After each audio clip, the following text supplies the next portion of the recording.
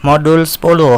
Hakim, pengawas, dan pengamat. Pelaksanaan tugas hakim, pengawas, dan pengamat HPP. 1. Petunjukan. Ketua PN menunjukkan hakim sebagai HPP setelah putusan pidana berkekuatan hukum tetap. 2. Tugas pengawas, mengawasi pelaksanaan putusan di lapas, memastikan perilaku terhadap narapidana sesuai hukum dan HAM, melakukan kunjungan berkala atau insidentil ke lapas. 3. Tugas pengamat, mengamati sikap dan perkembangan narapidana selama menjalani pidana, membuat catatan hasil pengamatan, memberikan rekomendasi misalnya untuk remisi atau pembebasan bersyarat. 4. Pelaporan, HPP melaporkan hasil pengawasan dan pengamatan kepada Ketua PN secara berkala. Intinya HPP mengawasi pelaksanaan pidana dan mengamati narapidana agar putusan pengadilan berjalan sesuai hukum serta mendukung tujuan pembinaan. Metode pengawasan HPP: 1. Kunjungan ke lapas rutin atau insidentil. 2. Pemeriksaan administrasi, cek berkas pelaksanaan putusan.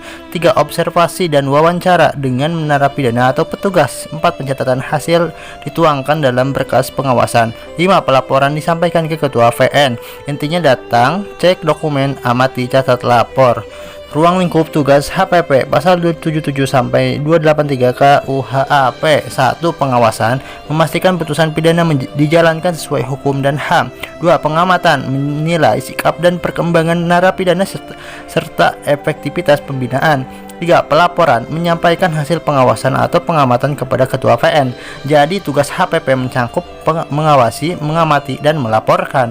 Pelaksanaan tugas HPP: narapidana selesai pidana, HPP pastikan pidana sudah dijalankan, lalu buat laporan akhir. Pidana bersyarat, HPP amati kepatuhan narapidana pada syarat dan laporan bila ada pelanggaran. Singkatnya, selesai, lapor akhir, bersyarat, awasi kepatuhan. Jumlah hakim, pengawas, dan pengamat HPP. Menurut pasal 277 KUHP, di setiap pengadilan negeri ditunjuk beberapa orang hakim sebagai hakim, pengawas, dan pengamat. Jumlahnya tidak ditentukan secara pasti, bergantung pada kebutuhan dan keputusan ketua pengadilan negeri. Biasanya penunjukan disesuaikan dengan jumlah perkara pidana dan narapidana di wilayah hukum PN tersebut. Jadi jumlah HPP tidak tetap, tapi ditentukan oleh ketua PN sesuai kebutuhan. Tata cara hakim, pengawas, dan pengamat HPP. 1. Penunjukan. Ketua pengadilan negeri menunjukkan beberapa hakim sebagai HPP pasal 277 KUHP.